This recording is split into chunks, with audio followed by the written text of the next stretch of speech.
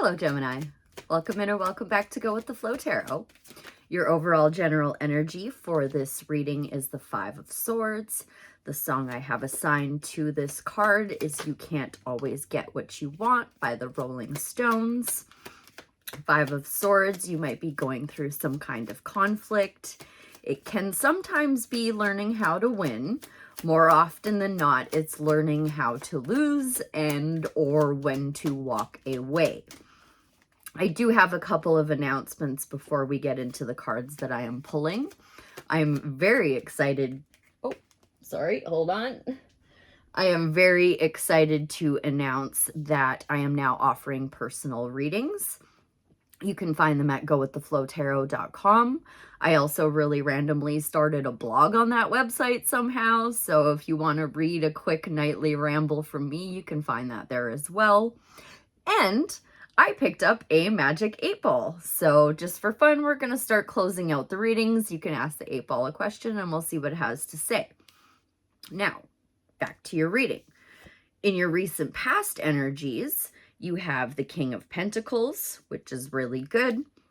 He's building wealth with a skill. He's building wealth that's going to last with a skill that is very finely honed.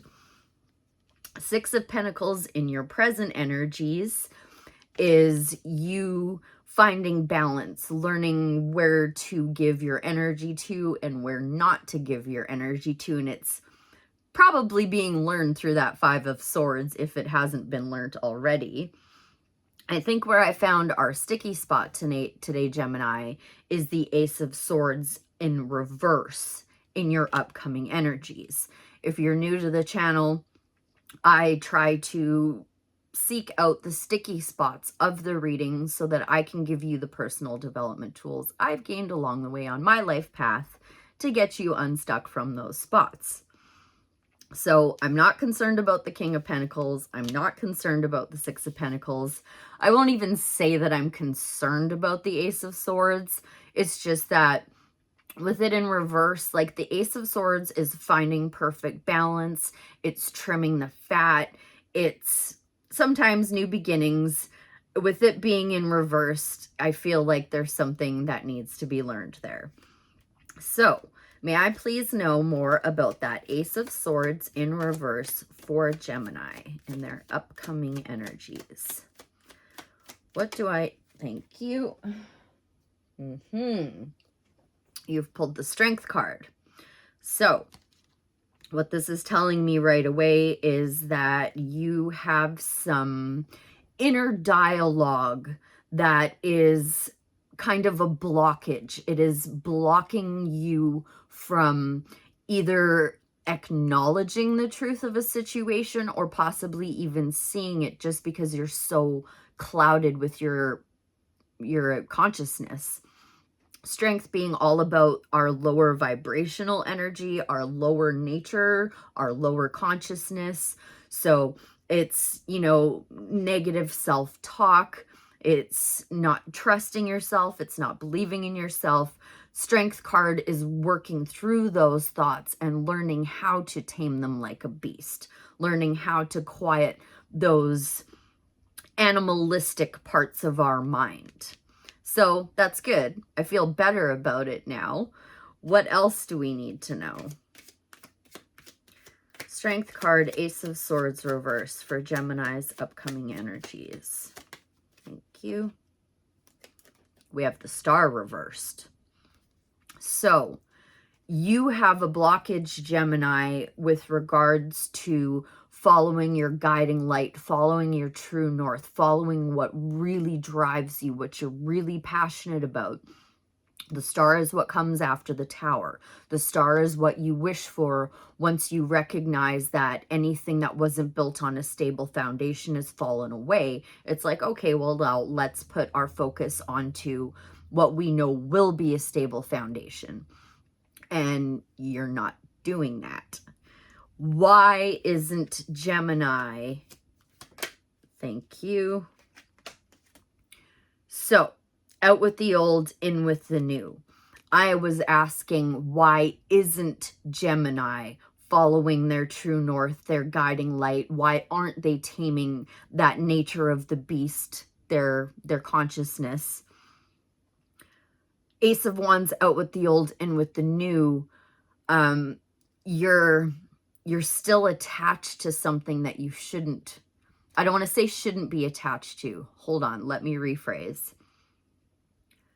You're not letting go of something that is outdated, something that is an old way of thinking, an old way of seeing things. You need a little thwap on the forehead, my dear, with that Ace of Wands to cleanse your brain. Out with the old, in with the new. Okay, what is Gemini's advice on getting back to finding their true north, finding that balance, trimming the fat, letting go of the old and moving towards the new? Six of Cups. Six of Cups is a card of nostalgia. It's a card of childhood. It's also just looking back on something with fond memories. So when I say let go of the past, I just mean let go of the parts of it that are no longer serving you. So like if you had a really negative experience, you're going to have learned something from it. So you can let go of the negative experience, but still held on to what you've learned. Or if you have like someone you really care about in your life that you don't want to let go of them, you're never going to walk away from them. You just need to focus on the positive things that that person brings into your life. And then anything that's negative, you can just kind of set up like a little bit of a barrier, like a protective barrier almost. Okay, what else with that? That Six of Cups kind of threw me. I hope that made sense to you, how I tried to make sense of it. You've got some obsessive thoughts, sweetheart. You have some very obsessive thoughts over the past. And Spirit really, really, really wants to knock you on the head with this out with the old, in with the new. I'm going to switch decks. Oriens Animal. What is the advice for Gemini to snap them out of this toxic mindset that's got them clinging in the past? How do I smack them over the head with the Ace of Wands, Spirit? No, that's way, way, way too many. Try again. For Gemini, please. How do we get them to let go of these toxic states of mind, to tame their inner beast, their stinking thinking, you're clinging on to the past? I don't know. Okay, you don't like this deck. Advice, please, from the tarot for Gemini to get them out of that toxic mindset. Your focus needs to be on building stable foundations. Four of Wands is the card of marriage. It's also the card of celebrating or getting ready to celebrate something being built on a stable foundation. Whatever we're looking at in the past here, Gemini, it wasn't stable. I felt it. I knew it. That's where your focus needs to be now. Redirect, out with the old, in with the new, and start building, working towards building more stable foundations. All right, let's get you a Starseed Oracle to help advise you with this. For Gemini, please, let's get that star and that Ace of Swords in the upright. Star family, you're part of a team of souls. Call in support. Okay, maybe somebody can help you with this out with the old, in with the new, letting go of your toxic patterns, your toxic thought processes more is what it is, not necessarily patterns. Star family, page 108. Ones could be important, eights could be important, nines could be important.